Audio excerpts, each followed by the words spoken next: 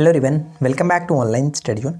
आज हम इस वीडियो में बात करने वाले हैं बिहार सचिवालय का सेट नंबर 4, जिसका वॉल्यूम 3 चल रहा है। अगर आपने इससे पहले के बाकी वॉल्यूम 2 तक नहीं देखा है, जिसमें आपको 30 सेट मिलेंगे, यानी 15 और 15 2 सेट कराए गए थे। आप जा करके मास्टर वीडियो भी देख सकते हैं, इस वीडियो के डिस्क्रिप्शन में लिंक मिल जाएगा।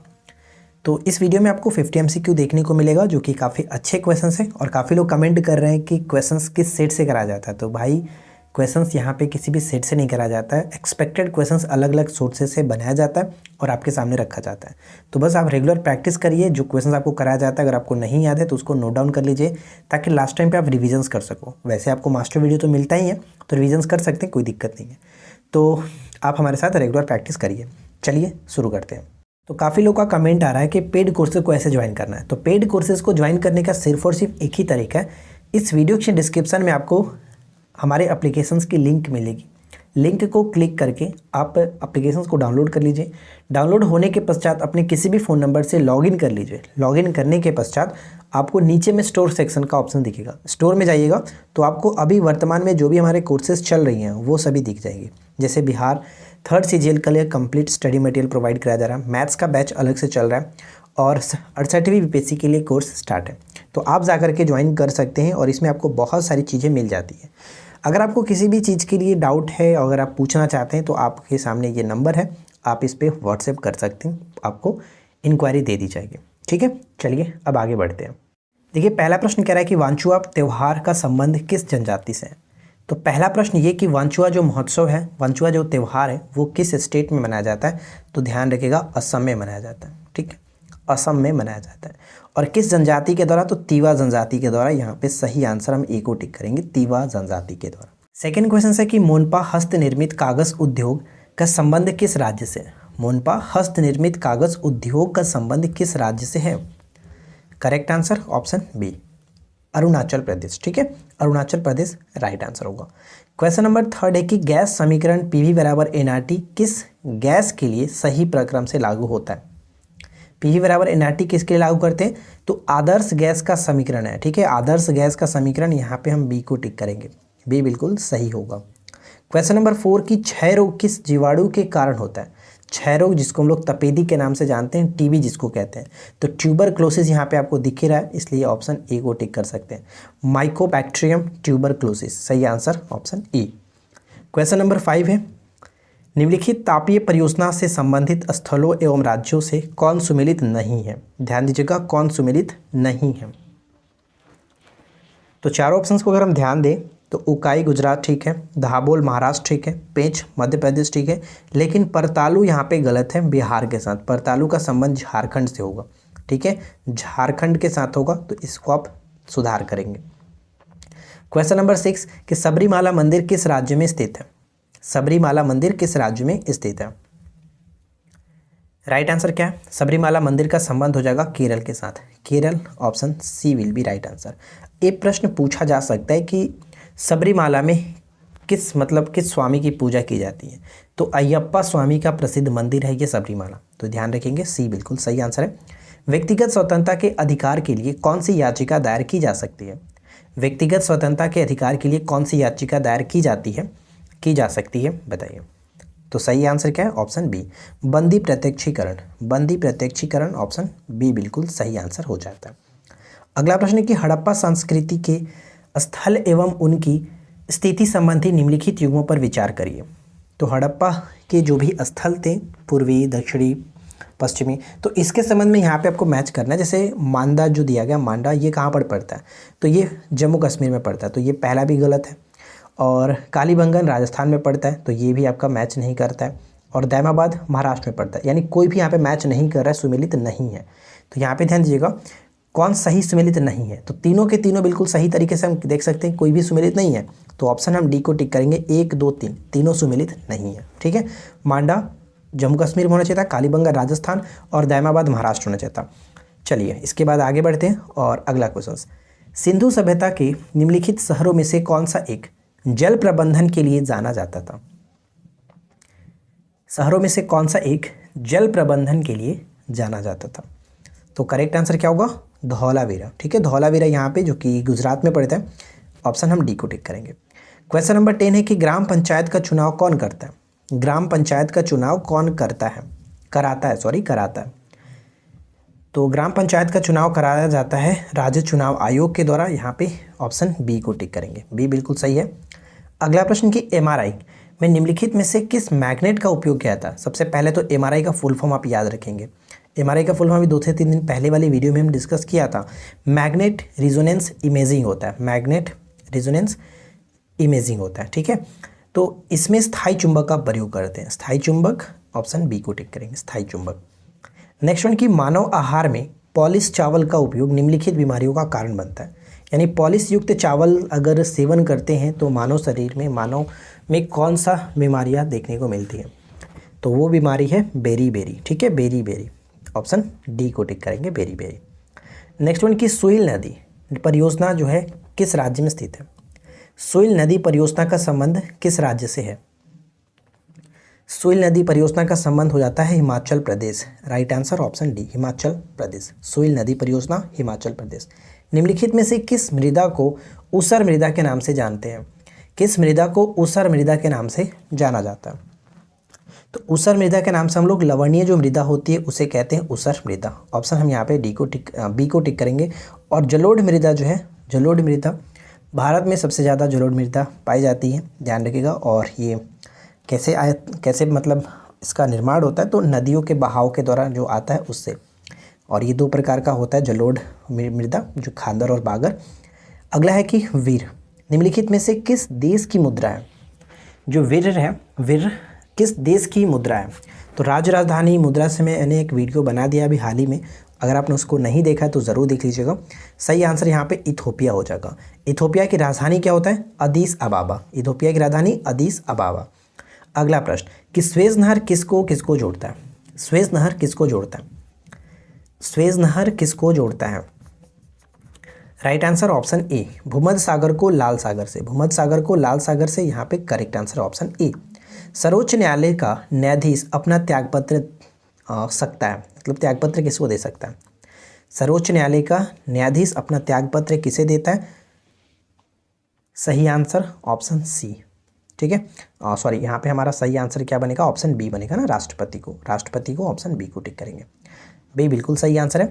अगला प्रश्न कि डायमंड रिंग किस प्रकार के सूर्य ग्रहण में दिखाई देता है। डायमंड रिंग किस प्रकार के सूर्य ग्रहण में दिखाई देता है। पूर्ण सूर्य ग्रहण जब होगा तब हम डायमंड रिंग को देख सकते हैं, ऑप्शन ए। निम्नलिखित में किसका मिलान सही है। बताइए किसका मिलान सही है। एक तरफ उनके उपग्रह है और दूसरी तरफ ग्रह दिया गया, यानी कि ग्रह का उपग्रह के साथ मैच किया गया। तो बृहस्पति का यूरोपा होता है, बृहस्पति का सबसे बड़ा उपग्रह कौन सा है, गैनेमिड। और सौरमंडल का सबसे बड़ा अब तक का ज्ञात गैनेमिड ही माना गया। नेपच्यून, ट्राइटन यहाँ पे बिल्कुल सही है। और यूरेनस की टाइटेनिया, ठीक है, टाइटेनिया, तो ये ध्यान रखिएगा। और शनि का होता है टाइटन, शनि का टाइटन होता है, यहाँ पे नेपच्यून का ट्राइटन है, तो ये ध्यान रखिएगा, कंफ्यूज नहीं करना है। तो यहाँ पे डी बिल्कुल सही आंसर है, सभी के सभी मिलान सही है। अगला है कि भारत के नियंत्रक एवं महालेखा परीक्षक की नियुक्ति कितने वर्ष के लिए की जाती है। भारत के नियंत्रक एवं महालेखा परीक्षक 148 से 151 के अंतर्गत इनके बारे में बात कही गई है अनुच्छेद में, तो 6 वर्षों के लिए, ठीक है, 6 वर्ष यहाँ पे सही आंसर हो जाएगा, ऑप्शन ए। अगला प्रश्न जवाहर रोजगार योजना। जवाहर रोजगार योजना बताइए कि किस पंचवर्षीय योजना के दौरान स्टार्ट की गई थी। तो ये आपका 1989 था, 1989। और 1989 किस पंचवर्षीय योजना की बात कही जाती है, तो 85 से लेकर के 90 में हमारी 7वीं पंचवर्षीय योजना आती है, 7वीं पंचवर्षीय योजना, यानी राइट आंसर हो जाएगा ऑप्शन डी। अभी मैंने हाल ही में यानी कि 2 वीडियो आपको पंचवर्षीय योजना पे बनाया, 3 से 4 दिन पहले एक वीडियो बनाए थे और आज मैंने मॉर्निंग में आपको एक वीडियो दिया है पंचवर्षीय योजना से। तो दोनों वीडियो को देख लीजिएगा, पंचवर्षीय योजना आपका अच्छे तरीके से क्लियर हो जाएगा, फिर आप बिल्कुल भी कोई भी क्वेश्चंस नहीं छोड़ेंगे। बक्सर की लड़ाई के बाद ईस्ट इंडिया कंपनी को निम्नलिखित में से किस स्थानों की दीवानी अधिकार मिल गई थी। दीवानी अधिकार मिल गई थी। बक्सर की लड़ाई 1764 में, और बंगाल, बिहार और उड़ीसा सभी के मिले थे। यहाँ पे डी बिल्कुल सही आंसर होगा, क्योंकि बक्सर के युद्ध के बाद शाह आलम द्वितीय ने इलाहाबाद की प्रथम संधि के तहत ये जब इलाहाबाद की प्रथम संधि हुई 12 अगस्त 1765 को, तो दीवानी प्रदान कर दी गई थी। द्रव्यमान संख्या किसका योग होता है। जो द्रव्यमान संख्या होता है वो किसका होता है, मास, प्रोटॉन और न्यूट्रॉन। प्रोटॉन और न्यूट्रॉन यहाँ पे, तो सही आंसर ऑप्शन डी हो जाएगा, ठीक है। प्रोटॉन और न्यूट्रॉन का योग मास होता है।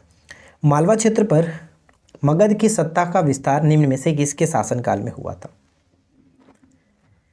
तो सही आंसर हो जाएगा शिशुनाग। शिशुनाग ने जो कि मालवा पर अधिकार किया था और इसको मगध साम्राज्य में मिलाया था, तो डी बिल्कुल सही है। अगला प्रश्न कि निम्नलिखित में से कौन सा युग में सुमेलित नहीं है? अब बताइए कि यहाँ पे कौन सुमेलित नहीं है। तो अनुच्छेद 14 विधि के अनुसार समानता बिल्कुल सही है। 16 की बात करें तो समानता के अवसर दिया गया, ये भी सही। अनुच्छेद 17 यहाँ पे गलत है क्योंकि इसमें ये क्या है, छुआछूत की बात की जाती है, अस्पृश्यता जिसको कहते हैं ना, अस्पृश्यता, तो ये यहाँ पे गलत है। जबकि यहाँ पे 18 सही है, सैनिक उपाधियों की अनुमति, ये करेक्ट है। तो यहाँ पे हम सी को टिक करेंगे, जो कि पॉइंट हमारा गलत बन जाता है। अनटचेबिलिटी यहाँ पे होना चाहिए। जिस महासागर में सरगासो संबंधित है, बताइए। सरगासो संबंधित है, भी हाल ही में बीपीएससी में क्वेश्चंस पूछा गया था। उत्तरी अटलांटिक यहाँ पे सही आंसर होगा, ऑप्शन बी, उत्तरी अटलांटिक। अगला प्रश्न कि वायुमंडल की निम्नलिखित परतों को पृथ्वी की सतह से ऊर्ध्वाधर व्यवस्थित करना है, यानी कि नीचे से लेकर के ऊपर तक हमें व्यवस्थित करना है। तो सबसे निचला जो होता है क्षोभ मंडल होता है, यानी 2। उसके बाद हम यहाँ पे देखें तो आ जाएगा हमारा समताप मंडल, मध्य मंडल और लास्ट में बाह्य मंडल, ठीक है। तो यहाँ पे 2, 3, 1, 4 ये करेक्ट बनेगा। तो 2, 3, 1, 4 ऑप्शन सी को टिक करेंगे। अगला प्रश्न है, ध्यान दीजिएगा, समताप मंडल में ही आपका ओजोन परत पाया जाता है। ये क्वेश्चन बार बार रिपीट होता है, अच्छे से याद रखेंगे। नेक्स्ट वन है कि दूर की वस्तुओं जैसे सूर्य आदि का ताप किस तापमापी के द्वारा मापा जाता है? किस तापमापी के द्वारा मापा जाता है? तो वो है हमारा सही आंसर क्या बनेगा, ऑप्शन सी, यानी कि पूर्ण विकिरण तापमापी से। पूर्ण विकिरण तापमापी से यहाँ पे सही आंसर है ऑप्शन सी। निम्न में से किसे सामाजिक व्यवस्था पथ का आध्यात्मिक गुरु कहा जाता है? सामाजिक व्यवस्था पथ का आध्यात्मिक गुरु किसे माना जाता है? तो राइट आंसर यहाँ पे बनेगा option B, Chester Barnard. Chester Barnard, option B को टिक करेंगे। समुद्रगुप्त के काल का इतिहास जानने का सबसे महत्वपूर्ण साधन कौन सा है? समुद्रगुप्त के बारे में अगर हमें जानकारी चाहिए तो कहाँ से मिलता है? इलाहाबाद स्तंभ पर उत्कीर्ण लेख, ठीक है। इलाहाबाद स्तंभ का जो हरिसेन के द्वारा लिखा गया, मतलब कि इलाहाबाद प्रशस्ति हम जैसे जानते हैं, प्रयागराज। तो यहाँ पे ए बिल्कुल सही आंसर बन जाता है। गांधी जी ने किस वायसराय से मांग की थी कि सरकार पंजाब में और जलियांवाला बाग में किए गए जो कि अत्याचार, यहाँ पे अत्याचार होगा, पर खेद प्रकट करे? खेद प्रकट करें। गांधी जी ने किस वायसराय से मांग की थी? तो लॉर्ड चेम्सफोर्ड, क्योंकि इन्हीं के समय में ये हुआ था जलियांवाला बाग हत्याकांड 13 अप्रैल 1913 को। तो ऑप्शन डी हो जाएगा। सैंडलर आयोग का संबंध किससे है? अभी सुबह में मैंने वीडियो बनाया सैंडलर आयोग, जो कि ब्रिटिश कालीन सभी आयोग के बारे में अच्छे तरीके से बताया। 1917 में सैंडलर आयोग का संबंध किससे था? शिक्षा पर, ठीक है। शिक्षा पर, यानी कि जो कलकत्ता विश्वविद्यालय उसके कार्यपद्धति और उसमें दोषों के जांच के लिए बात की गई थी। तो हम यहाँ पे ऑप्शन डी पे जा सकते हैं। राइट आंसर हो जाएगा ऑप्शन डी। जबकि पुलिस प्रशासन की जाँच के लिए क्या था? जो कि फ्रेजर आयोग, ठीक है, फ्रेजर आयोग। खिलाफत आंदोलन का आरंभ किया गया। खिलाफत आंदोलन का प्रारंभ किसके द्वारा किया गया था? डी बिल्कुल सही आंसर है, अली बंधुओं के द्वारा। अली बंधुओं के द्वारा। नेक्स्ट उनकी पंचायत समिति के सदस्य होते हैं। पंचायत समिति के सदस्य बताइए क्या बनेगा राइट आंसर? पंचायत समिति के सदस्य प्रत्यक्ष रूप से जनता द्वारा निर्वाचित किए जाते हैं। प्रत्यक्ष रूप से जनता के द्वारा निर्वाचित किए जाते हैं। सी को टिक करेंगे। क्वेश्चन नंबर 35, उदारीकरण, निजीकरण और भूमंडलीकरण की नई आर्थिक नीति 91-92 में हुई थी, घोषित की गई थी। प्रधानमंत्री कौन थे? तो प्रधानमंत्री कौन थे उस वक्त के? तो उस वक्त के प्रधानमंत्री थे नरसिम्हा राव, ठीक है, नरसिम्हा राव। जबकि वित्त मंत्री थे मनमोहन सिंह। वित्त मंत्री थे मनमोहन सिंह। अगला प्रश्न, हमारी प्रस्तावना में निम्नलिखित में से कौन सा शब्द का अर्थ है आचरण करना जैसे हम एक ही परिवार के सदस्य हैं? आचरण करना जैसे कि हम एक ही परिवार के सदस्य हैं, यानी कि भाई बंधु है, बंधुत्व। बंधुत्व यहाँ पे सही आंसर सी हो जाएगा। नेक्स्ट वन की बौद्ध धर्म के संबंध में निम्नलिखित में से कौन सा कथन सत्य नहीं है? ध्यान दीजिएगा, सत्य नहीं है। तो चलिए देखते हैं एक एक करके। बौद्ध संघ के बनाए गए नियमों को विनय पिटक नामक पुस्तक में लिखा गया, यानी कि विनय पिटक में बौद्ध के जो संघ के नियम हैं उनको इसमें रखा गया। बुद्ध ने सामान्य लोगों की भाषा पाली में सिखाया, यानी कि बुद्ध ने जो भाषा दिया था, उपदेश दिया था, वो किस भाषा में? पाली भाषा में दिया था। जनसाधारण की भाषा थी पाली में। बुद्ध शाक्य गण के थे, शाक्य मुनि को कहा जाता है, तो ये ध्यान रखिएगा, शाक्य गण के थे। तो इनमें से कोई भी ऐसा नहीं है जो कि सत्य नहीं है, सभी के सभी सत्य। ऑप्शन डी पे जाएंगे। गोकाक जलप्रपात कर्नाटक के किस जिले में है? तो इस प्रश्न को मैं आपके ऊपर छोड़ता हूँ, जल्दी से कमेंट करके बताइएगा कि 38 का राइट आंसर क्या होगा। 38 का राइट आंसर क्या होगा, कमेंट करके बताइए। Question number 39, असमाउनी। असमाउनी जो है वो निम्न में से किसकी प्रजाति है? असमाउनी किसकी प्रजाति है? तो सही आंसर ऑप्शन सी करेक्ट होगा, कपास की एक प्रजाति होती है असमाउनी। पृथ्वी के भूपर पट्टी में कौन सा तत्व प्रचुर मात्रा में पाया जाता है? पृथ्वी के भूपर पट्टी में कौन सा तत्व प्रचुर मात्रा में पाया जाता है? तो प्रचुर मात्रा में तत्व की बात की जा रही है, यहाँ पे हम एल्युमिनियम को टिक कर सकते हैं, यहाँ पे सही आंसर हो जाएगा ऑप्शन सी। ठीक है, एल्युमिनियम करेक्ट आंसर है।